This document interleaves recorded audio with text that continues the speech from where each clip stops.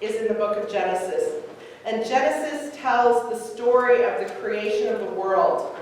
But most of its chapters are devoted to the creation and maintenance of families. Families are the foundation of human culture. And the book of Genesis portrays them in their messiness and in their beauty. Even though the families of Genesis may look and feel different from ours, the challenges they face echo our own journeys. The same sibling rivalries and parental conflicts and need for forgiveness found in Genesis resonate throughout the ages. This story of Genesis is in many ways the story of a struggle to build and sustain a family. The people of God had to become a family before they could become a nation. And Joseph was instrumental in binding together a broken family to strengthen what would then be a nation. This story of Joseph has 12 chapters in the book of Genesis devoted to his part of the family story. That is huge. That is astronomically huge in Scripture to have that amount. I wish that we had that amount in some of the other sections. Some of the other sections of Scripture we get like one verse or two verses here and there. I go, tell me more. But in Joseph we get 12 chapters to be able to hear his story. Now it is a hard story, one of sibling rivalry, one of deceit, one of near murder. And after all, when all of his brothers gathered around him, they sold him into slavery as a child. You might remember these stories from the Sunday school lessons that you had growing up. Remember Joseph, the favored one, Joseph with his multicolored coat, Joseph who was thrown into the pit to be left for dead, and then Joseph who was taken and sold to Ishmaelites to go off to Egypt. This is that Joseph.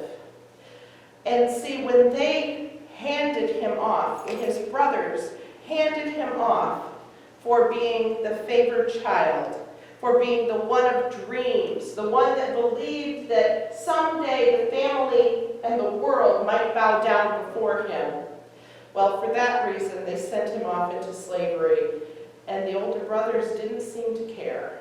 Would he survive? Did they even wonder about him? However, even in slavery, the little brother, Joseph, landed on his feet and he prospered. He was elevated to the second highest office in Egypt. And there was a great famine, and the brothers of Joseph came to Egypt looking for food. The tables had turned in an unexpected twist, and today's scripture comes towards the very end of this 12-chapter saga of the life of Joseph. The very end where his brothers show up. Their murderous plot and the aftermath against this boy Joseph is about to be resolved by this moment in this king's court by these adults. When the famine that Joseph predicted hits, his brothers are back in Israel, and these proud brothers who had schemed against him are now older men guiding an extended family in chaos. So they show up to Egypt to buy food from the Pharaoh's second in command, who is no longer going by the name of Joseph and has the headgear and the whole Egyptian look, so they don't recognize him. But he knows who they are. Years have passed since Joseph's brothers abandoned Joseph to slavery in Egypt. And so in one of the most poignant moments of Scripture, Joseph confronts his brothers. And when Joseph reveals his true identity to his brothers, I'm sure that they are shocked. I'm sure that they are shaking in fear. The little brother that you have rejected, that you have left for dead, is now the second most powerful person in the most powerful country at the time. What a moment that is. What a moment. I can't help but think, would they wonder, will he repay for them for the evil that they did to him? See, Joseph had been wise and virtuous with other people, but what about his own family? Let's be honest, family can sometimes bring out the worst in any of us. And sibling relationships are sometimes really, really difficult. This is a story about real family dynamics. As a child, Joseph's brothers hated him instead of loving him, and caused him harm instead of keeping him safe. And over again, we see Joseph weeping as an adult. Maybe Joseph needs to work through these complex feelings he has after such a profound betrayal. Joseph then finds himself in serious character tests over the years, but this passage shows us maybe his most difficult moments. So as Joseph reveals himself, first in the scripture he says, I am Joseph, and I'm sure they're staring at him like, Joseph who? I mean, like, dumbfounded. And he comes close to them and says, I am your brother Joseph, who you sold into slavery in Egypt. You can almost hear it, dun, dun, dun. What's going to happen? What is he going to do? Then Joseph says, don't be distressed or angry with yourselves because you sold me here. For God sent me before you to preserve life. I'm sure his brothers can't believe their ears. What a gracious, what a forgiving, what a beautiful statement he makes. Joseph's words, rather than being vindictive, are laced with redemption and with hope. Joseph puts their minds at ease because though they had planned something bad for him, God produced something good from it. Now, Joseph isn't talking about that flimsy notion that everything that happens and everything you do occurs because God planned it that way. No. He is talking about the amazing resilience of God's purpose for us. The redemptive work that God can do even in the midst of evil that occurs in this world. I think that it's also important to note that Joseph doesn't look back on all that's happened and says that what happened to him was good. It would be wrong for him to say that what his older brothers did to him was good. Instead, Joseph says that God was busy redeeming it, taking the bad that was produced by his brothers and moving towards something good in the end. See, Joseph, what he endured, it was a bad time. It was terrible.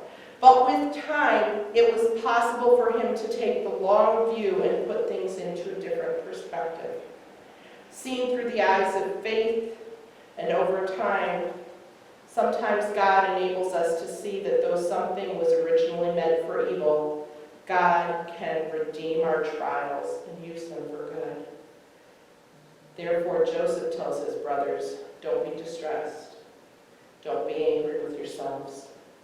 Because Joseph's testimony is that wherever or whatever may have been the intentions of his brothers or anyone else involved, God has been acting in the events of his life as well. Looking back on his own life, we see how much Joseph discerns that the hand of God has been woven into all of these moments in his life to be able to redeem them for good. Even things that were hard or evil have come at the hand of God. This then may be Joseph's most virtuous moment in the tensest of times.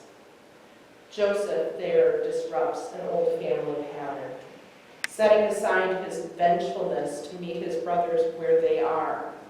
He is willing to let the past go and share a new perspective from God with his siblings. This is where reconciliation lives. The family separation that had begun chapters and chapters before in this book of Genesis is finally reversed because Joseph decided not to take out vengeance when his opportunity arose.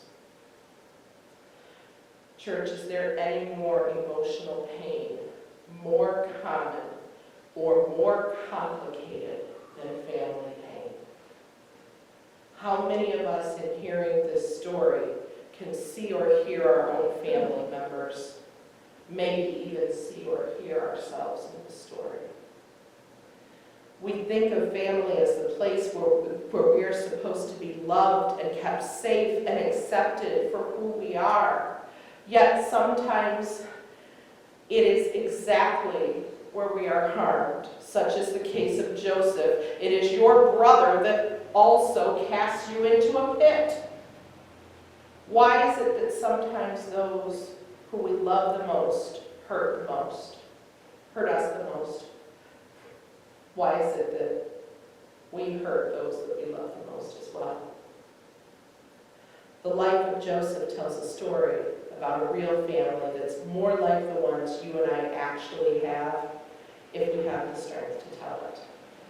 We are much more Joseph and his brothers than Leave It to Beaver. In any family, there is envy and unfairness, competition and struggle, and sometimes, unfortunately, even the threat of violence. Home is not always the haven from a heartless world that it should be. It is also a place of deep feeling and dark secrets, where love and hate are sometimes mixed, where sideways glances and downcast eyes and anger bubbles up and shows up, even in the midst of popcorn by the fire or presents around the tree. What I'm pointing to is that even in the best families and in the best of lives, there are twists and turns, setbacks and sorrows.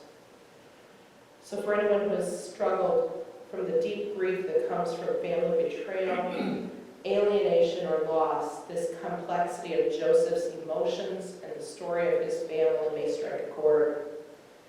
Forgiveness, especially of those closest to us, whose betrayal is always the most painful, is never easy, especially when the tables have turned. And we are the ones with the power and the opportunity to exact revenge, even when we exercise that power by withholding forgiveness in our hearts. The one tasked with forgiveness will need a good dose of divine assistance, just like Joseph. So, how do we release each other and ourselves from anger and regret? For Joseph, the answer lies in how he chooses to see things. He reframes the horrific actions of his brothers, understanding that though his brothers intended him harm, and that was so not okay, God could stand in that moment and bring redemption. God could take what was intended for harm and find ways to bring good out of it. His theological understanding transforms his suffering, so that instead of passing on the suffering through retaliation, he can forgive. And I think that this is quite possibly the only way that we can engage that kind of pain and betrayal as people of faith. Not to say that God let it happen, not to say that God made it happen, but instead to say, in the good times and bad, God was always there. And somewhere, somehow, some way, God can redeem even what was intended for evil. If God can use even family betrayal for good, how much more might he use acts of healing and acts of peace? Because though family can sometimes bring out the worst in us, it can also bring out the best, though we might have to work at it. Evil remains evil until our consciousness grows because of it. Then God can use it for good. Looking at it and seeing that the times were tough, but God can still use what was difficult. And reconciliation is possible in even difficult situations, because in facing our own frailties and vulnerabilities and even hostilities, we have come to understand that God can have a divine purpose at work. Looking back, we see how God has been at work within us and in our lives, among us, offering strength and meaning in our present and in our future. And I would say that this is probably what blew my mind most this morning at our Bible study. because there were people there with a perspective more than twice my lifetime down the road who looked back and said, yeah, there were some tough times, but God carried us through, and God's hand was at work. And when you hear that testimony from someone who lived a long life or a rocky road, like Joseph did, it is so powerful. Looking back, we know that God has been with us, working in our lives, offering strength and meaning for our present and our future. And this gives us pause to declare that God is working in the purposes of life. Finding meaning woven into the fabric of one's life gives shape and substance to living, as it was with Joseph and his brothers. So it is with us and those we are called to serve.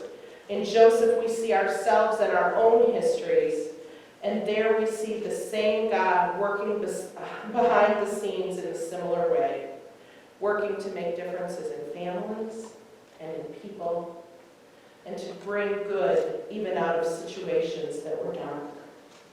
Sometimes others were meaning things to be bad for you. Sometimes it was your family. Sometimes you yourselves were messing up and doing wrong. But through it all, God finds a way to redeem some pretty challenging things and find a way to still use them for good. Those are the seeds that are planted. That is what works within us. So today, as we think of the jumble, the messiness, the goods, the bads, the highs, the lows, the evil and the redemption in our own story, much like it was in Joseph's, may you remember that in this journey, God has never left your side. God has never forgotten you.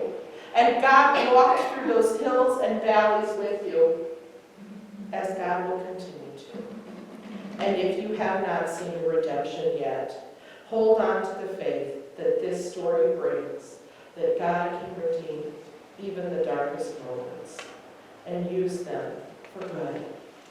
For that which may have been once intended for evil in your lives may very well be what God redeems to bring the testimony of that which is good.